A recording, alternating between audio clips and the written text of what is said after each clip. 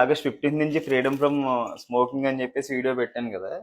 దాని గురించి ఇంకొక 2-3 వీడియోలు చేయాలి. స్ట్రాంగ్గా డిసైడ్ అయ్యాను. ఎందుకంటే బాగా కావాల్సిన వాళ్ళు, అంటే అందరు కావాల్సిన వాళ్ళు కానీ బాగా దగ్గర వాళ్ళు 2-3 చెప్తున్నా వినకుండా ఇంకా కాలుస్తూనే ఉన్నారు.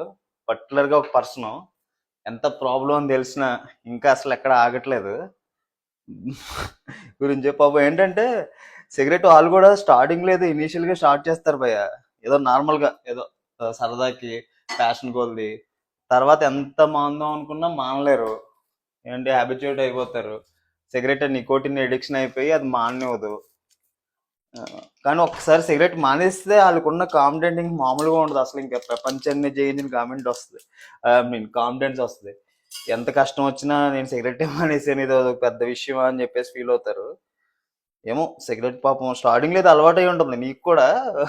ఎవరైతే చెప్తున్నా ఆ పర్సన్కి తర్వాత పాపం ఎంత మనకి హార్ట్ ప్రాబ్లం వచ్చేస్తుంది, అది తాగితే చాలా ఇబ్బంది. ఏంటంటే సిగరెట్ అనేది చాలా ఈజీగా